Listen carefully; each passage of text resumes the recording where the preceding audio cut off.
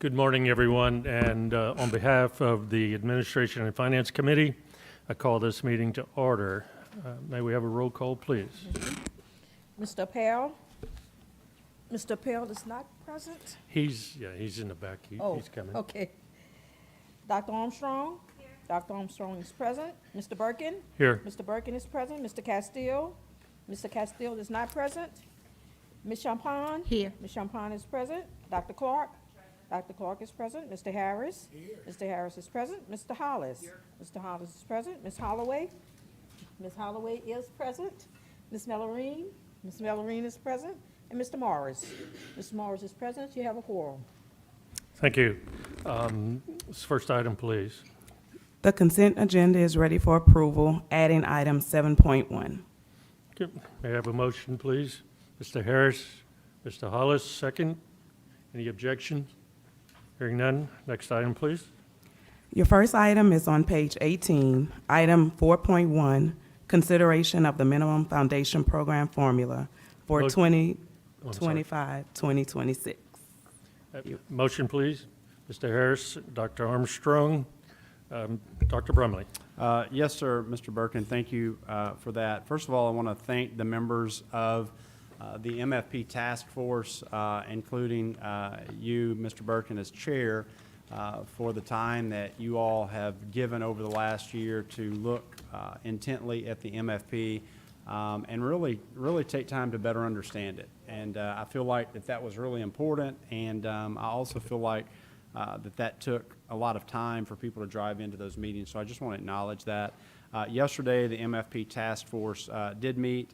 I thank Bessie's staff for turning around some of those minutes pretty quickly this morning. But my recommendation to the board is pretty simple. I am just trying to align this MFP with Governor Landry's executive budget, which calls for base per pupil to remain the same, and essentially the entire MFP to hold status with the exception of 3 areas which are already funded thankfully by the governor in his executive budget. One has to do with employee pay and offering differentiated compensation out to systems in the form of a block grant. We would take $17.5 million block grant out to school systems they can use in one of 4 areas, which is high need schools, those schools that serve student populations that are 90% or greater economically disadvantaged. Hard to staff content areas. Presently, those are K-12 special education, high school math and science. Teacher leaders, which are those teachers who are willing to mentor other teachers, and finally, performance pay, merit pay. So school systems would get their percentage of that $17.5 million, and within those 4 categories, they can use that as they see fit. I do think that has been important the last few years as we've reduced the teaching vacancies across the state from 2,500 to right at 1,000 plus today. So we would ask that we would include that $17.5 million in the MFP. Next is around workforce development. So the governor included $2 million in his budget at our request for internships and apprenticeships to provide additional funding for the field to help serve as a catalyst for those. Within that formula, we do give additional weight to the rural school systems, recognizing that sometimes internships and apprenticeships cost a little more in a rural area than an urban or a suburban area. That's $2 million. And then the final additional add to the MFP has to do with tutoring. Our Accelerate model during the school day aligns to the act from last year's legislature, which was carried by Senator McMath, that calls for every student in grades K through 5 not proficient in English and math to receive a certain dosage of tutoring. We were funded at $30 million this last year as an appropriation, and so we're trying to roll that $30 million into the MFP to lock that in this year. That too is delivered to school systems via block grant based on the needs of the students they serve. So what you have is a request for a status MFP, with the additions of items that, in working with the governor and his team, and want to recognize Dr. Saber Kingham, who is here with us today, who serves as his education policy advisor. We have added these three items: $17.5 million for differentiated compensation, which is teacher pay, $2 million for apprenticeships and internships, and $30 million for our Accelerate tutoring model, for a total of $49.5 million. Happy to take any questions you may have, Mr. Birkin or other members. We also have minor technical adjustments around resident teacher funding and the addition of Eco Pointe-a-Shan School. Thank you, Dr. Brumley. I also wanted to take the time to thank everyone who came for these MFP meetings, and especially Beth Shono for putting all of that together and giving us the schooling on that. That was greatly appreciated, helped my understanding as well. One of the things with regards to the MFP is, for the second time, we were short of a quorum yesterday. So just to kind of let people know that at our next proposed meeting, which will probably be in August, we're going to look at what it's going to take to tweak those quorum requirements and just try to make it to where we can get people who can be here, want to be here, so that we can have a quorum for this meeting. Having said that, are there any questions or comments of the board? Ms. Champagne. Thank you, Mr. Chairman.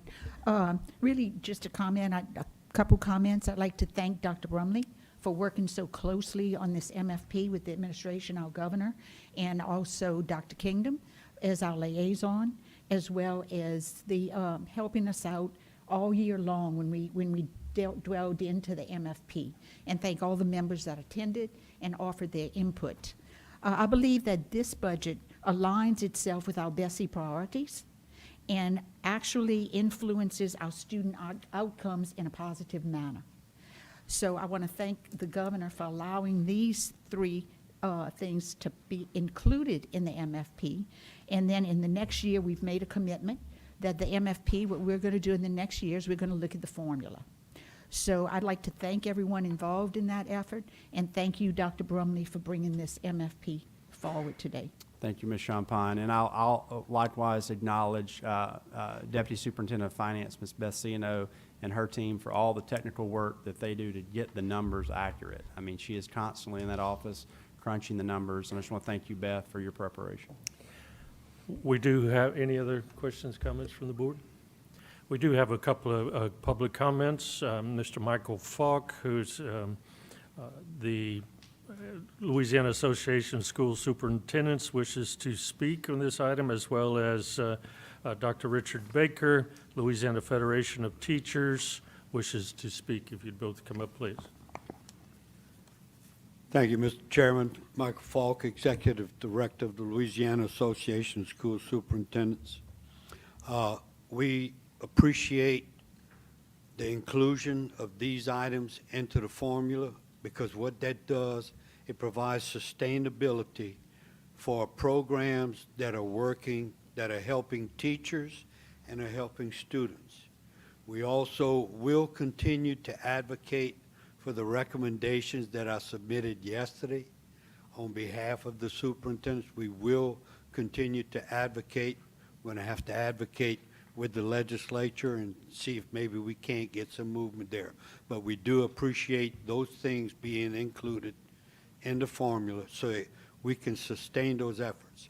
It also helps the districts as they plan the differentiated compensation not to worry about, well, is this a one and done thing?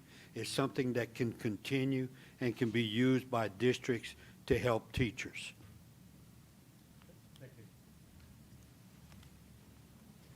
Good morning, BESI members, Chairman Birkin, Superintendent Brumley, Richard Baker, Louisiana Federation of Teachers and School Employees. In our most recent survey, respondents were given 8 to 10 items to identify what was their most important issue. They were not limited in this item in that they could select everything as most important. Across all job categories, salary and raises were their most important issue. Yesterday, the MFP task force We heard about a reduction in vacancies. Part of that is attributed to the number of persons teaching out of field. Another point raised about the MFP formula was the importance of keeping fairness of funding central to the formula. There was discussion about increasing the dollars to districts to help with operational costs of electricity, heating and cooling, property insurance. There is no doubt that the cost of running schools and districts is going up. Louisiana citizens are also experiencing rising costs of food, fuel, and the various insurances that we must carry. Educators have not received a pay increase since 2023. And where then and still are some of the lowest compensated educators in the South and the nation. They have seen their cost for groceries, insurance, and utilities skyrocket in the last 2 years with no increase in pay. LFT's concern is that this proposal includes other initiatives that were funded in last year's budget, but does not include a cost of living raise for educators. The funds used in last year's budget for the one-time stipend should be included in level 4 of the MFP as a raise if we want to meet the goal of having an experienced, qualified teacher in front of every child every day and not rely on teachers who are teaching under a TAT or out of area. Teachers and school employees rely on this board to help them with those costs as well. It was pointed out that the last increase to the MFP was in 2018-2019. In 2019, the average teacher salary was $49,311. That salary would need to be more than $61,000 for them to have the same buying power this year. LFT wants to see every educator making enough that they do not have to work second jobs to make ends meet. We are asking for a cost of living adjustment for teachers and school employees. Our children deserve more. Thank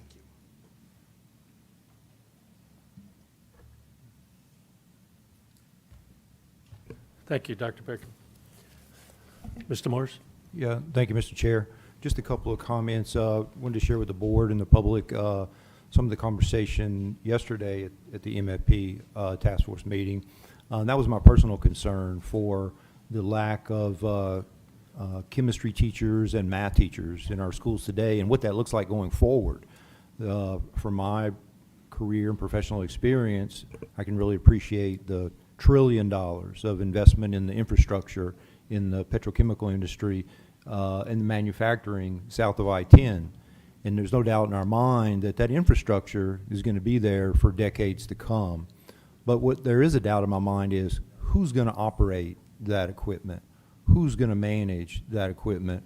Who's trained, got the skill set to appreciate the safety concerns and the technical advancements and so forth? And if we don't have qualified chemistry, math, physics teachers in our high schools, then students are not going to consider those career paths. So today there are hundreds of jobs that are outsourced to other countries because we don't have the engineering staff in our community. And it's only going to compound itself if we don't recognize this as a priority and look ahead to the future for who's going to operate these vast resources. So I very enthusiastically support the recommendation for the differentiated compensation. I've heard numerous stories where it's drawn teachers to these jobs, and just wanted to raise that level of awareness. Also wanted to make sure we raise awareness about the election on March 29th. That appreciate the governor and his effort to reduce the debt so that we can raise teacher salaries, and it's a cost-efficient thing to do, and but it's going to depend on voter turnout, supporting this initiative so that we can get this into the MFP and put more dollars in the future into differentiated compensation so that we can fill these gaps and ensure that we do have a future of Louisiana citizens operating Louisiana equipment in Louisiana. Thank you. Thank you, Mr. Morris. Just also a point, I'm sure most are aware, but some may not. It is this body's responsibility to put forth an MFP proposal to the legislature, and it needs to be to the legislature by March 15th, which is this Friday. So we're right up against the timeline, and the legislature will then, at some point, look at the MFP and give it an up or a down. They cannot change it. If they vote it down, which is what has happened over the last 2 years, then it reverts back to the previous MFP, which is from 3 years ago. So just to give you all the update or education on that for those who may not know the process. If they do vote it down, it comes back to us for a change, and then it goes back. So that's where we are. Any other comments or, yes, sir? Just one point. Thank you for making that information, making the public aware of that March 15th deadline. Just one point. The last couple of years, they actually just chose to not hear it. Yeah, they just didn't necessarily vote it down. They just chose to not hear it. So we want to make sure that, you know, and I think it's not the best precedent. And Mr. Harris and I have talked about that a few times. We want to make sure we put over there a solid MFP, and I would encourage Bessie members in their advocacy to help us get it across the finish line. Anyone else? Ms. Champagne. Thank you, Mr. Chair. I'd like to make I'd like to add to our motion that we allow LDOE to make technical adjustments if necessary. Okay. So we have a motion on the floor. Everyone understand the motion?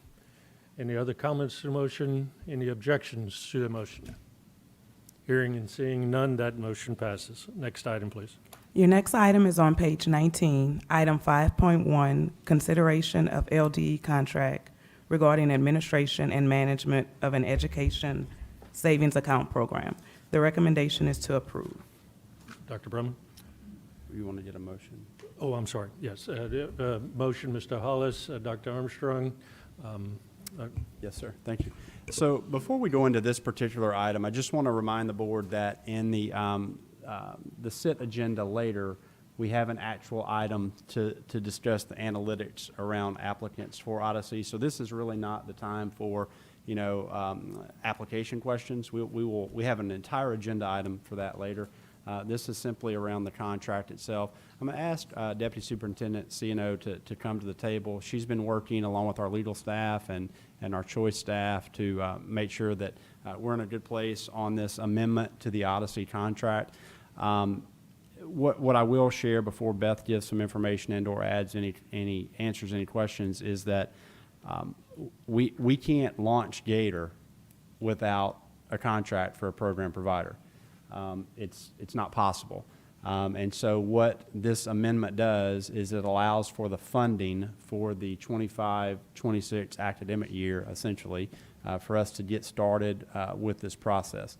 And so if we are going to successfully launch a program, we have to have a program administrator, and we have been working with Odyssey around the amendment that would make the most sense moving forward.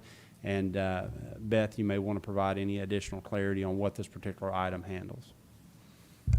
Yes, sir. Beth CNO with the Department of Education. The contract has several purposes, one of which is to extend the contract for 1 year through 6/30 of 2026. As Dr. Brumley said, we need this system in order to implement the program next year. It also incorporates a couple of additional deliverables that we felt would be good to add to the work that we do. One of them actually has them program a system to offer users the ability to comment on the usefulness of the system. We think that would be valuable going forward. It also provides for a detailed plan, a work plan for next year. We have implemented many systems in the programs in the department, and you know it takes a lot of coordination, and as we move into the real implementation phase for 25-26, we want them to help us develop that work plan. The last thing is the training videos. We found that the training that we have right now is good, but that we would want, you know, a little bit of an enhancement to those videos, maybe very specific tasks. So we've added that to the deliverable as one of the things we'd like them to do for us before we begin next year as well. Lastly, because of the governor's budget currently reflects the $93 million for the program, we have incorporated the ability of the contract for us to be able to pay them for the funded accounts. We will know those funded accounts once the session closes and the legislature decides on the amount of money that's available for the program, and their fee will be based on the number of accounts multiplied by that per account cost of $143.50. So that's the things that are in the amendment. We feel like they're all necessary to get us moving forward. Questions, comments? Yes, Dr. Armstrong. And so I'm not sure if it goes here with the extension of the contract or if it goes in the application section, but I do know that I want to commend the Department of Education and Odyssey that when we had the hiccup, per se, on March 1st, and we had so many millions of extraneous applications and hits coming to the network that within just a few minutes, it was all resolved. So I commend all of you working all day that day, making sure it was a smooth transition, and Odyssey for ensuring that we were able to continue with the application process. Anyone else? Any objections to the motion? Thank you, Ms. Beth. Appreciate it. Any objections to the motion? Hearing, seeing none. That passes. Next item, please. Your next item is on page 23, item 5.2, consideration of federal, state grants and allocations to LEAs, Type 2 charters, Type 5 charters, approved non-public schools, and community-based organizations, competitive and other. The recommendation is to approve. That's a motion. Ms. Holloway, Ms. Millerin. Any discussion? No discussion? Any objections? Seeing none, that motion passes. Next item. Your next item is on page 31, item 6.1, consideration of AG program and budget revisions on statewide grant programs for fiscal year 2024-2025. The recommendation is to approve. A motion, Mr. Appel, Mr. Hollis. Any discussion? Ms. Kim, you have anything? Okay. Hearing none, any objections? Seeing none, that passes. Next item, please. That concludes your agenda. Awesome. So, we're 11:37. Mr. Hollis, what time? Harris, what time? Oh. You want to do it now? Yeah, next is Okay. We will do it now.